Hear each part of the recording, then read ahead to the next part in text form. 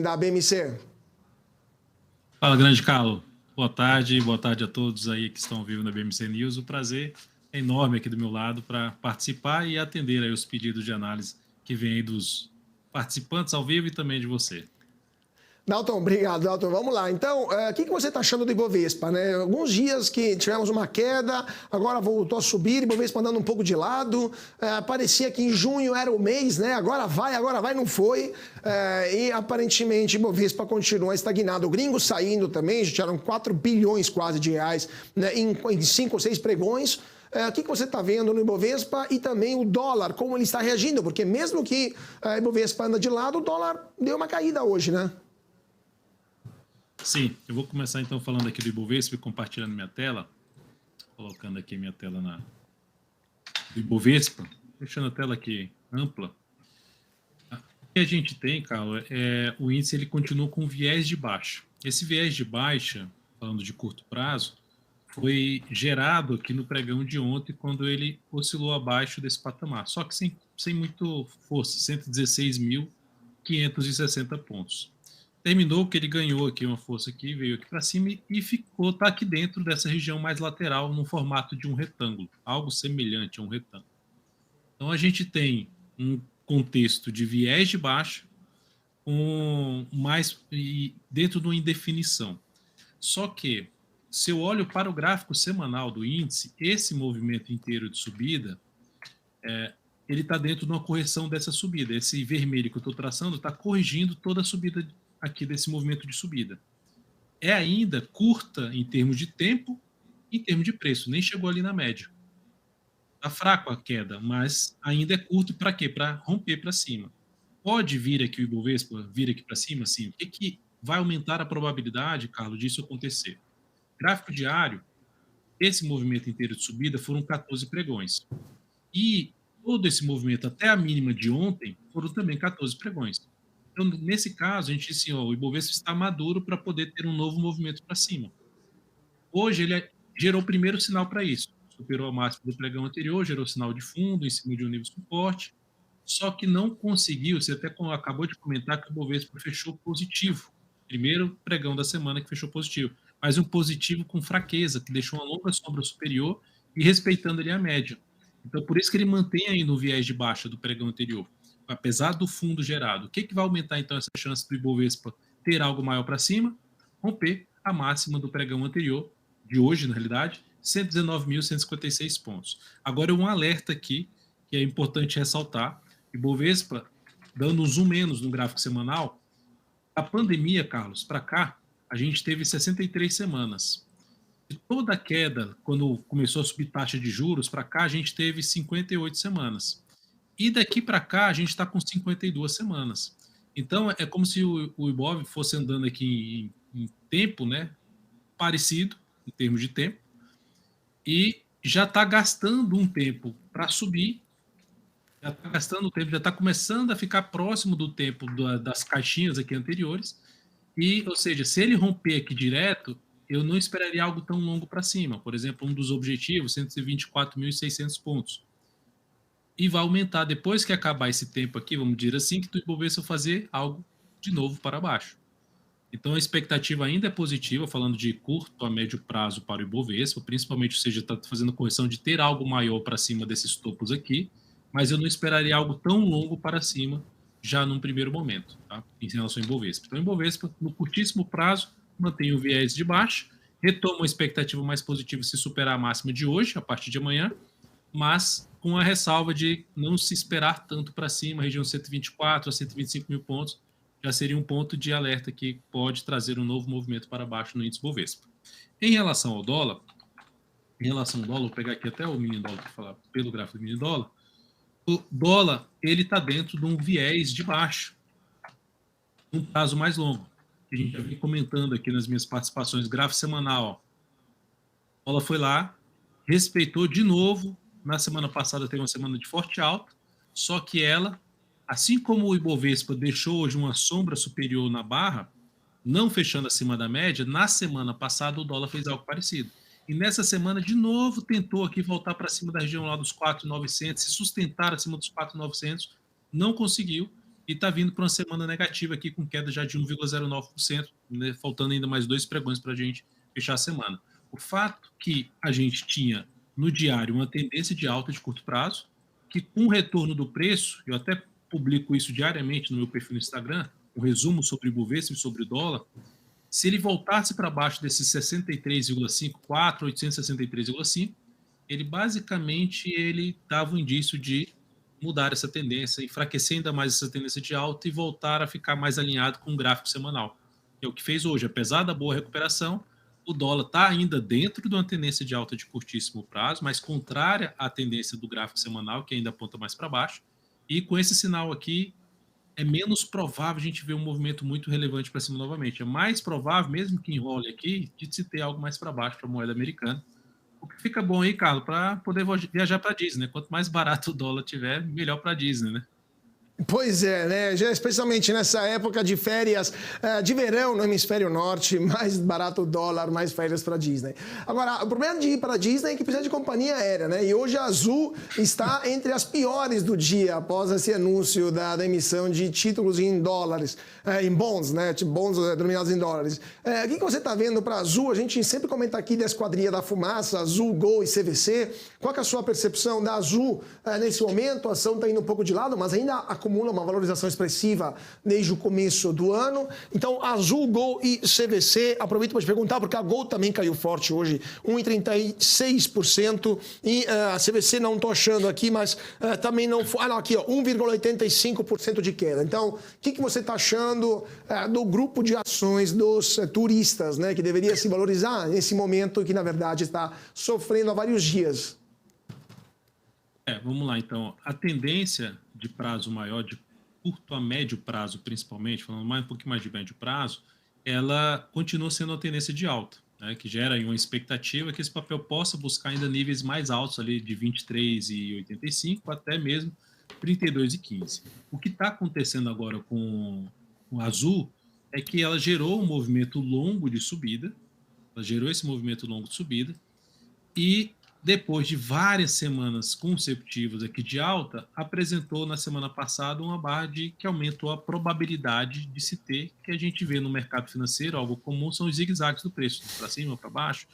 É mais forte quando está em tendência de alta para cima, e quando está em tendência de alta, tende a ser mais fraco a queda, que é o que nós temos agora, uma correção da tendência de alta do gráfico semanal.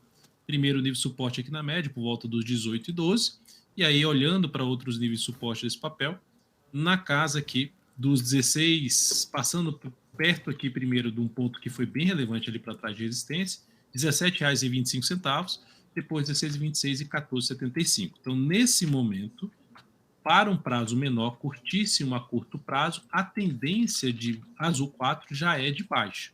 Então, ele está corrigindo a tendência maior de alta, e a de curto prazo, aquela tendência que você quer comprar para ficar alguns dias, está pior para esse cenário.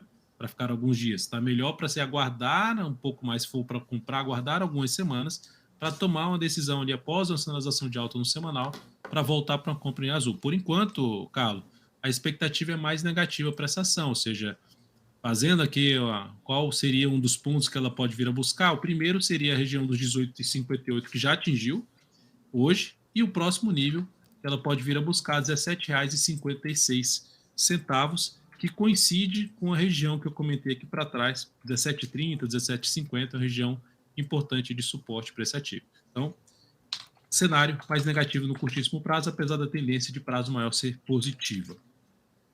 O 4.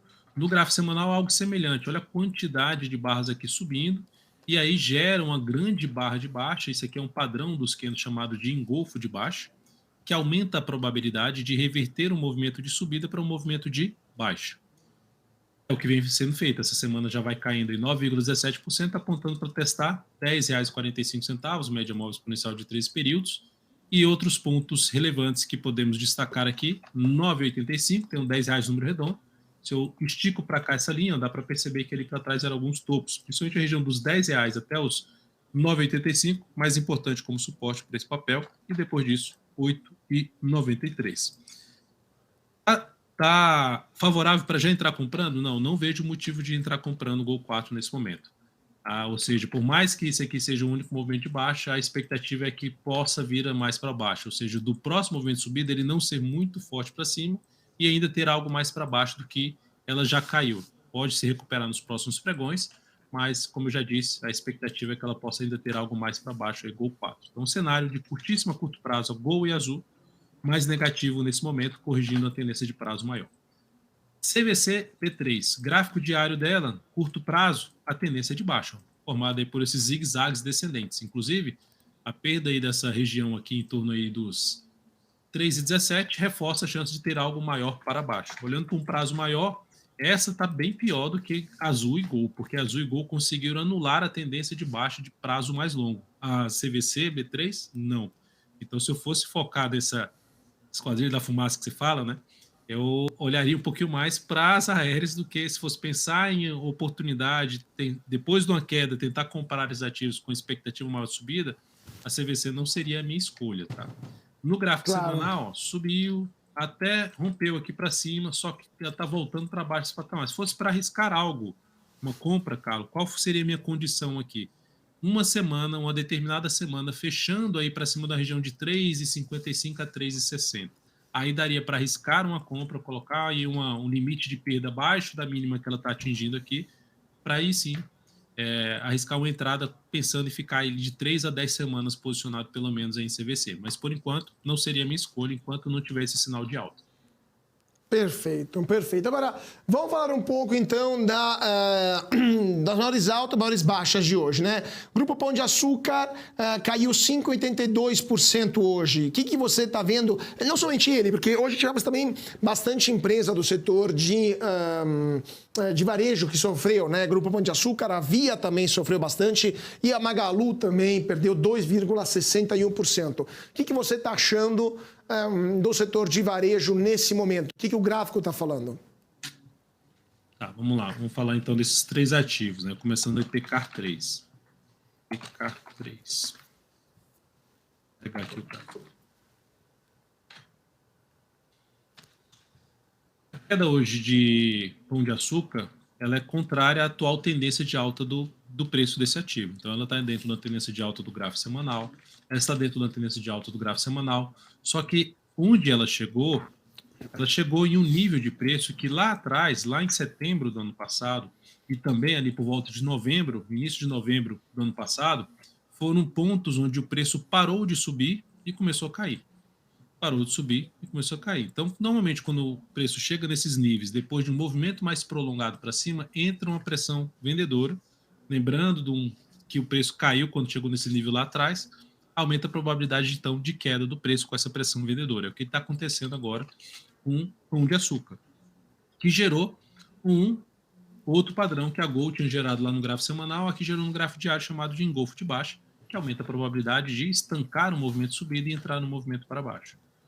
Agora, é um ativo que, para mim, para avaliar mais compra nesse papel. Se eu tivesse comprado, já estava comprado aqui, pensando em operações mais curtas de swing trade, que a gente costuma falar, operações de 3 a 10 pregões, em média, aqui seria um sinal de saída da posição. E aguardaria o desenrolar do movimento de baixa para voltar a pensar em alguma compra nesse ativo. E aí, qual seria um nível de preço interessante que esse recuo poderia atingir? A região de em torno ali dos R$20 a R$19. Aí, nessa faixa de preço, eu me interessaria para abrir compra. Enquanto isso não acontecer, com essa sinalização aqui, o caminho mais provável é ou ficar de lado ou ter um movimento para baixo, o que não me leva a abrir uma compra em PK3. Então, na PK3, o contexto de curto a médio prazo está positivo, apesar da sinalização de se ter uma correção aí de curtíssimo prazo no papel. Na MGLU3, Magazine Luiza, o cenário já é contrário, totalmente contrário, é bem negativo. A tendência de prazo mais longo já é negativa, deixa eu só botar o ajuste, a tendência de prazo mais longo já é um cenário mais negativo, dá para perceber isso quando a gente vê um ativo, o preço do ativo batendo na média e não conseguindo ficar acima, a média inclinada para baixo. Média inclinada para baixo, média abaixo da média de prazo maior, então, ou seja, a gente tem um contexto mais de baixa para o papel. E olhando para o gráfico diário dela, ela está dentro da tendência aí de baixo. Tentou subir aqui, gerando sinal de alta, mas fechou na mínima do dia. Aquele fundo fraco, que começa a subida muito fraca, ela pode até dar continuidade aqui à subida, mas a expectativa continua sendo mais negativa. Não vejo motivo de compra de MGLU3 por enquanto, o cenário realmente do papel para baixo. E via 3 também tem uma tendência de baixa pelo gráfico diário, topos e fundos descendentes, olhando para um prazo mais longo, que veio aqui para cima, igual a CVC, que parou ali e ficou aqui de lado no semanal, rompeu para cima, está voltando para baixo do nível que era para ficar acima. Deveria ter voltado para baixo dessa região, ou mesmo para baixo da média. Da mesma forma que eu comentei na CVCBT, se fosse abrir qualquer compra em via aqui, seria fechamento de uma semana para cima aí pelo menos dos R$ 2,20, 25 centavos, para pensar em compra em via 3, ou sendo muito mais agressivo, um perfil mais arrojado, na chegada do preço por volta de R$ 1,74, arriscar uma compra se gerar um sinal de alta aqui no gráfico diário, um fundo no gráfico diário superar a barra anterior. Essa seria a alternativa de entrada. Mas tanto MGLU3 quanto via 3, não vejo um cenário gráfico bom desses ativos. Olha o gráfico mensal da via, ó, apontando também para baixo.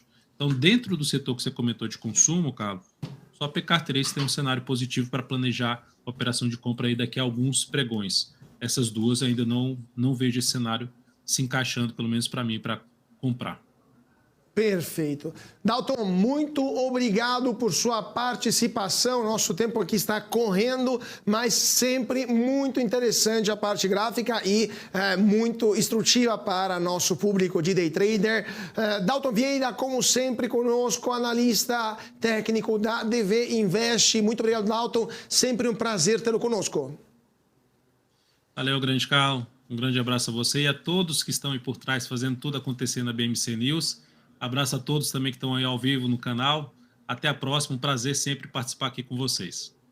Prazer todo nosso, Dalton. Muito obrigado. E agora vamos para o nosso gráfico do dia. Vamos falar então hoje de compras de armamentos. Porque vocês sabem, gente, que no mundo há países que compram e países que vendem armas. Os países que mais compram armamentos, que mais compraram armamentos, os maiores importadores de armas em 2022, baseados numa pesquisa feita pelo Centro de Estocolmo de Pesquisa, Instituto de Estocolmo para pesquisas sobre a paz, mostram que o Catar foi o país que mais aumentou a sua cota de importação de armas em 2022, alta de 10,4% em comparação com o mesmo período do ano passado. Aliás, perdão, erro meu. Isso é 10,4% do total de armas importadas no mundo foi para o Catar. A Índia representou 8,9% do total das armas importadas no mundo. A Ucrânia, 8,3%, considerando que a Ucrânia, então, está em guerra, importou menos armas do que o Catar e a Índia, que não estão formalmente em guerra. A Arábia Saudita, em quarto lugar, 7,1%. Kuwait 7,0%, o Paquistão 4,9%. O Japão representou 4% das compras mundiais de armamentos e a Noruega 2,7%. Interessante notar que a maioria desses países importadores de armas estão no Oriente Médio, a região mais explosiva do mundo. E, gente, por hoje é só, nosso tempo acabou, mas eu queria agradecer muitíssimo todo mundo que ficou com a gente no closing desta quarta-feira.